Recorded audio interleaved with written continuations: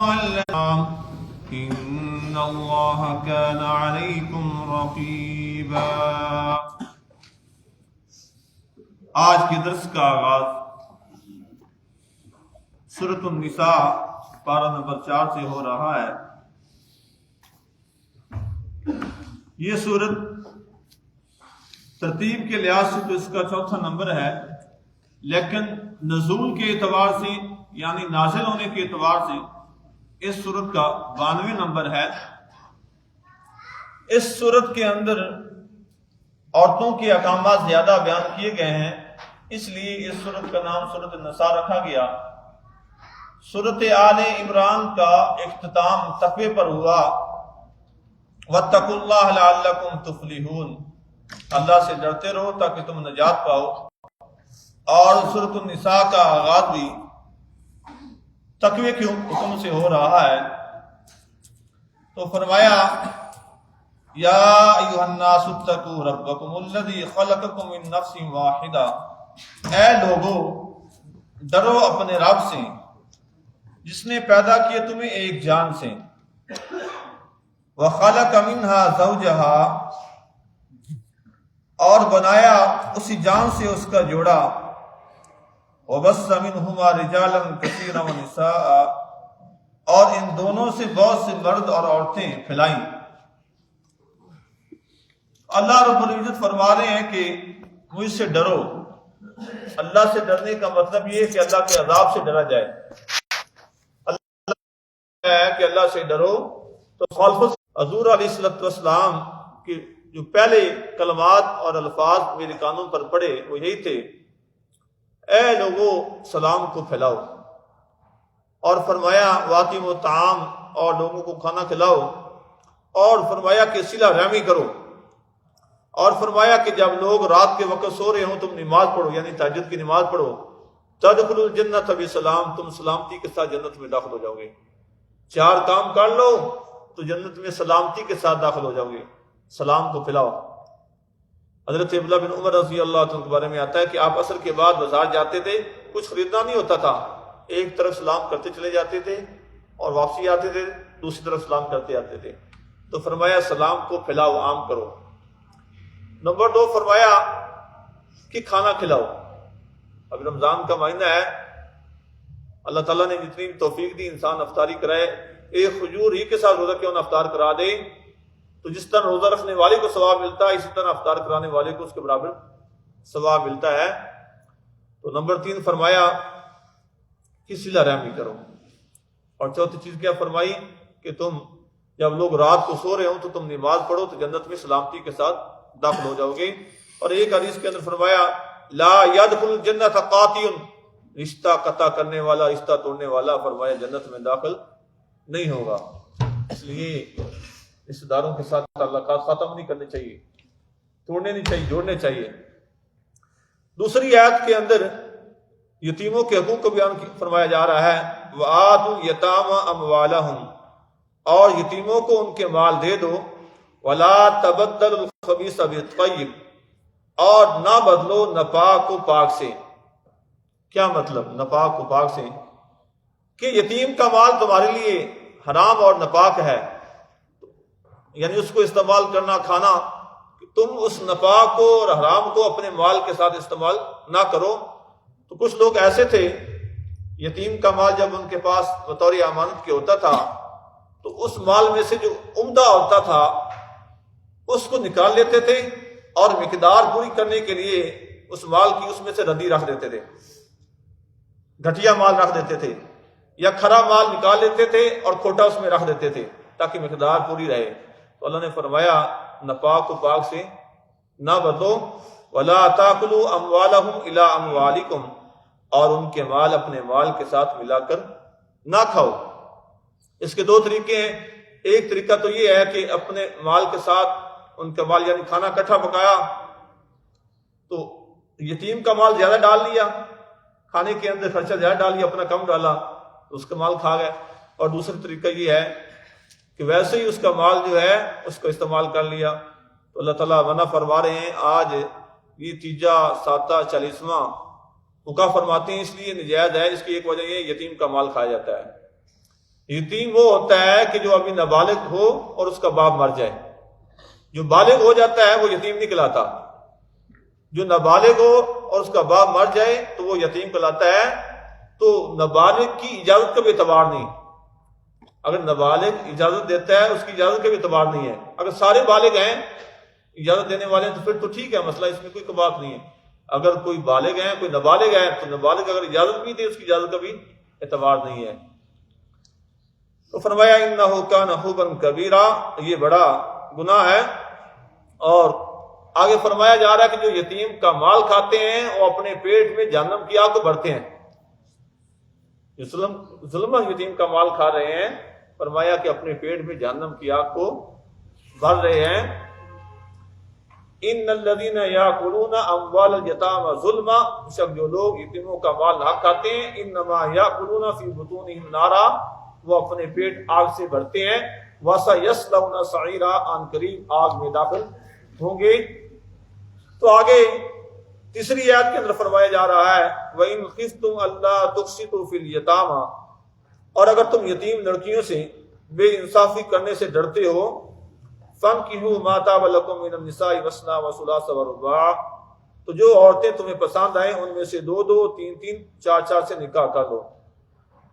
حضرت عائشہ رضی اللہ تعالیٰ فرماتی ہیں کہ ایک یتیم بچی کسی کی کفالت میں آئی رشتہ دار کے, تو جب وہ بالغ ہوئی تو اس نے اس سے نکاح کر لیا,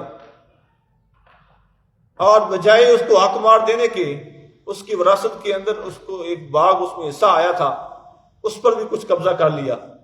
حق مار بھی نہ دیا اور اس کے وراثت کا جو حصہ تھا اس پر بھی قبضہ کر لیا. تو اللہ تعالیٰ نے اس آیت مبارکہ کو نازل فرمایا وَإِنْ خِفْتُمْ أَلَّا تُقْسِطُوا فِي الْيَتَامَى, اگر تم یتیم لڑکیوں سے بھی انصافی کرنے سے ڈرتے ہو, انصاف نہیں کر سکتے ہو, تو پھر ان سے نکاح نہ کرو. اس کے علاوہ عورتوں سے نکاح کرو, اور اس کی حد مقرر بیان فرما دی, زیادہ سے زیادہ ایک وقت میں آپ 4 عورتیں نکاح میں رکھ سکتے ہیں. ہاں, ایک کو طلاق دے دی ہے اس کے بعد کسی اور سے نکاح کر سکتے ہیں, یا کوئی مر گئی ہے تو پھر اور کو نکاح میں لا سکتے ہیں. یا کے وقت 4 عورتوں سے زیادہ نکاح میں رکھنا جائز نہیں ہے, لیکن شرط یہ ہے کہ ان کے اندر برابری کرے, انصاف کرے. اگر ایک کو بکری کا گوشت کھلا رہا ہے تو دوسرے کو بھی بکری کا گوشت کھلائے. ایک کو اچھے کپڑے دے رہا ہے تو دوسرے کو بھی, کھانے پینے کے اندر, رہائش کے اندر اور رات گزارنے کے اندر. ہاں, اگر قلبی محبت ایک کے ساتھ زیادہ ہے تو اس میں کوئی بات نہیں, کوئی حرج نہیں ہے. تو اسلام سے پہلے عورتوں سے نکاح کرنے کے اندر کوئی حد مقرر نہیں تھی. زمانہ جاہلیت کے اندر لوگ 10-10 عورتوں سے بھی نکاح کر لیتے تھے. پھر ہوتا یہ تھا کہ جب ان کے حقوق ادا نہیں کر سکتے تھے, یتیم کا جو مال ہوتا تھا پھر اس کی طرف وہ متوجہ ہو جاتے تھے اپنے اخراجات پورا کرنے کے لیے. تو اسلام نے اسے منع فرمایا. آگے فرمایا جا رہا ہے وَآتُوا النِّسَاءَ صَدُقَاتِهِنَّ نِحْلًا, اور عورتوں کو ان کے مہر خوشی سے دے دو. اس کی 2 صورتیں ہیں. ایک تو یہ ہوتا تھا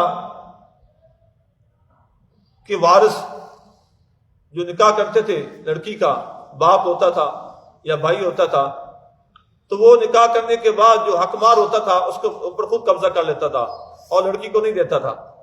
تو اسلام نے اسے منع فرمایا کہ ان کے مال ان کو دے دو. نمبر 2, خامد حق مار دیتا تھا تو تنگ دلی کے ساتھ دیتا تھا, دل کی خوشی سے نہیں. تو اللہ نے فرمایا کہ عورتوں کو ان کے مار دو خوشی سے. ہاں, اگر وہ اپنے حق مار میں سے کچھ تمہیں چھوڑنا چاہتی ہیں تو ٹھیک ہے. فَإِن طِبْنَ لَكُمْ عَنْ شَيْءٍ مِّنْهُ نَفْسًا, اگر وہ اس میں سے اپنی خوشی سے تمہیں کچھ معاف کر دیں, فَكُلُوهُ هَنِيًّا مَرِيًّا, اسے مزیدار خوشگوار سمجھ کر کھاؤ.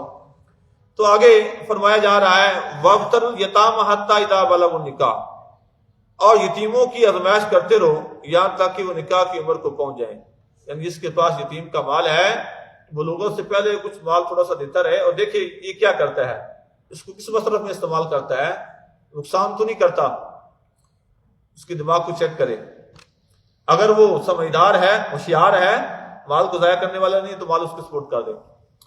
ورنہ جب بالغ ہو جائے یا بلوغت کی عمر کو پہنچ جائے تو اس کا مال اس کے حوالے کر دے. بلوغت کی جو علامات ہیں اس کے اندر جب پائی جائیں تو مال اس کے حوالے کر دے. اگر بلوغت کی علامات ظاہر نہیں ہوئی اور اس کی عمر امام حنیفہ کا ایک قول اور امام مالک، امام شافعی اور امام احمد فرماتے ہیں جب 15 سال کی عمر کو پہنچ جائے لڑکا اور لڑکی تو مال ان کے حوالے کیا جائے. اور امام حنیفہ کا دوسرا قول یہ ہے کہ لڑکے کی عمر 18 سال ہو جائے اور لڑکی کی عمر 17 سال ہو جائے تو ان کا مال ان کے حوالے کیا جائے. آگے فرمایا جا رہا ہے لِلرِّجَالِ نَصِيبٌ مِّمَّا تَرَكَ الْوَالِدَانِ وَالْأَقْرَبُونَ، مردوں کا اس مال میں حصہ ہے جو ماں باپ اور رشتہ داروں نے چھوڑا. یہ آیت اس کی شان نزول کے بارے میں حضرات مفسرین لکھتے ہیں حضرت اوس بن ثابت رضی اللہ تعالیٰ عنہ کا انتقال ہوا. انہوں نے ایک بیوی، 2 بیٹیاں اور ایک نابالغ بیٹا چھوڑا. تو عرب کے اندر یہ ظلم و ستم تھا کہ عورتوں کو تو بالکل وراثت نہیں دیتے تھے اور جو بچہ نابالغ ہوتا تھا اس کو بھی وراثت نہیں دیتے تھے. کہتے تھے کہ یہ گھوڑے کے اوپر سوار نہیں ہو سکتا، یہ تلوار نہیں اٹھا سکتا، یہ دشمن سے لڑ نہیں سکتا، اس لیے اس کو بھی کوئی حق نہیں ہے. تو حضرت اوس بن ثابت رضی اللہ عنہ جب فوت ہوئے تو ان کی ایک بیوی تھی، 2 بیٹیاں تھیں اور ایک بیٹا تھا. اب چچا زاد جو بھائی تھے انہوں نے اس کے اوپر قبضہ کر لیا، اس مال کے اوپر. حضرت اوس بن ثابت کی جو بھتیجے تھے انہوں نے مال کے اوپر قبضہ کر لیا. تو حضرت اوس بن ثابت رضی اللہ تعالیٰ عنہ کی بیوی یہ چاہ رہی تھی کہ میری بیٹیوں سے یہ نکاح کر لیں تاکہ مال ان کے پاس ہی رہ جائے. انہوں نے نکاح بھی نہ کیا. تو حضور علیہ الصلوۃ والسلام کی خدمت میں حاضر ہوئی اور سارا واقعہ یہ بیان فرمایا. تو آپ صلی اللہ علیہ وسلم نے خاموشی اختیار فرمائی، توقف فرمایا کہ ابھی تک کوئی حکم نازل نہیں ہوا وراثت کے بارے میں. تو اللہ تعالیٰ نے سب سے پہلے یہ آیت نازل فرمائی وراثت کے بارے میں کہ مردوں کا اس مال میں حصہ ہے جو ماں باپ اور رشتہ داروں نے چھوڑا. وَلِلنِّسَاءِ نَصِيبٌ مِّمَّا تَرَكَ الْوَالِدَانِ، اور عورتوں کا بھی اس مال میں حصہ ہے جو ماں باپ نے چھوڑا. وَالْأَقْرَبُونَ مِمَّا قَلَّ مِنْهُ أَوْ كَثُرَ، اور رشتہ داروں نے چھوڑا ہو یا بہت ہو، نصیبًا مفروضہ، یہ حصہ مقرر ہے. آگے اللہ رب العزت نے تفصیل کے ساتھ وراثت کے مسائل کو بیان فرمایا. اس آیت کے اندر ایک اجمالاً بیان فرمایا ہے، آگے والے رکوع کے اندر تفصیل کے ساتھ وراثت کے مسائل کو بیان فرمایا. یوصیکم اللہ فی اولادکم، اس رکوع کے اندر تفصیل کے ساتھ وراثت کے مسائل کو بیان کیا جا رہا ہے کہ لڑکے کا حصہ یعنی بیٹے کا بیٹیوں سے دگنا ہے. اگر ایک بیٹا ہے اور ایک بیٹی ہے تو بیٹے کو 2 حصے ملیں گے اور بیٹی کو 1 حصہ ملے گا. اور اگر فرمایا کہ 2 بیٹیاں ہیں یا 2 سے زیادہ ہیں تو ان کو مال کا 2 ثلث ملے گا. فَإِن كُنَّ نِسَاءً فَوْقَ اثْنَتَيْنِ، پھر اگر 2 سے زیادہ لڑکیاں ہوں تو ان کے لیے 2/3 مال ہے. فرمایا ماں ترکا، اس مال میں سے جو میت نے چھوڑا. اگر 2 بیٹیاں یا 2 سے زیادہ ہیں تو 2/3 مال ان کو ملے گا. اگر ایک بیٹی ہے تو اس کو نصف ملے گا مال میں، تو باقی وارثوں کے درمیان میں تقسیم ہوگا. تو اس رکوع کے اندر وراثت کے مسائل کو بیان کیا جا رہا ہے. حضرات علماء لکھتے ہیں کہ جو لوگ نمازیں پڑھتے ہیں، حج کرتے ہیں، باقی عبادات کرتے ہیں لیکن بیٹی کو وراثت سے محروم رکھتے ہیں، فرمایا کہ وہ جنت میں نہیں جائیں گے. حضرت مولانا سرفراز خان صدر رحمۃ اللہ علیہ لکھتے ہیں اپنی تفسیر کے اندر، فرماتے ہیں کہ ایک آدمی نمازی ہے، تہجد گزار ہے اور حاجی بھی ہے لیکن بیٹیوں کو وراثت سے محروم رکھتا ہے، فرمایا کہ وہ جنت میں نہیں جائے گا. تو صاحب وہ ہمیں یہ مسائل سیکھنے بھی چاہیے. اور وراثت جو ہے اس طرح بیٹوں کا حق ہے اسی طرح بیٹیوں کو بھی حق ہے. تو زمانہ جاہلیت کی طرح ہم نہ کریں، کہتے ہیں کہ یہ ہماری وراثت جو ہے والد والدوں کے پاس چلی جائے گی. تو اسلام نے اس طرح بیٹوں کے لیے وراثت مقرر کی، اس طرح بیٹیوں کے لیے مقرر فرمائی ہے. تو اسلام نے ایک چیز کو بیان فرمایا ہے، اگر خامد ہے تو اس کے لیے بھی وراثت ہے. اس کی بھی 2 صورتیں ہیں. اگر مرنے والی عورت کی اولاد ہے تو خامد کو 4تھا حصہ ملے گا، اور اگر عورت کی اولاد نہیں ہے تو خامد کو نصف ملے گا. اور اگر خامد فوت ہو جاتا ہے اس کی اولاد ہے تو بیوی کو 8واں حصہ ملے گا، اور اگر اولاد نہیں ہے تو بیوی کو 4تھا حصہ ملے گا. تو اس پورے رکوع کے اندر وراثت کے مسائل کو بیان فرمایا. اور آگے اس بارے کے اختتام پر ان رشتوں کو بیان فرمایا جن سے نکاح کرنا ہمیشہ کے لیے حرام ہے. حرمت علیکم امہاتکم وبناتکم اخواتکم وعماتکم وخالاتکم وبنات الاخی وبنات الاخت تم پر تمہاری مائیں اور بیٹیاں اور بہنیں، وعماتکم اور پھوپھیاں، وخالاتکم اور خالائیں، وبنات الاخی اور بھتیجیاں، وبنات الاخت اور بھانجیاں، وامہاتکم اللاتی ارضعنکم اور جن ماؤں نے تمہیں دودھ پلایا، واخواتکم من الرضاعہ اور تمہاری دوسری بہنیں، یعنی اپنی والدہ کا دودھ سگی کا نہیں پیا، کسی اور عورت کا دودھ پیا ہے تو اس سے بھی نکاح حرام ہے۔ اس کے ساتھ جو کسی اور عورت کو دودھ پی رہا ہے بچہ، اس کے ساتھ کوئی بچی دودھ پی رہی ہے، اس سے بھی اس کا نکاح حرام ہے، اس کی وہ بہن بن جائے گی۔ اسی طرح سسرالی رشتے ہیں وہ شریعت نے حرام قرار دیے۔ ساس سے نکاح کرنا کیا ہے؟ حرام ہے۔ دو بہنوں کو نکاح میں جمع کرنا کیا ہے؟ حرام ہے۔ بہو سے نکاح کرنا حرام ہے، یعنی بیٹی کی جو بیوی ہے اس کو بہو کہتے ہیں، اس سے نکاح کرنا کیا ہے؟ حرام ہے۔ تو اسی طرح دو بہنوں کو نکاح میں جمع کرنا، سگی بہنوں کو ایک ہی وقت میں دونوں کو نکاح میں رکھنا، یہ ہے حرام ہے۔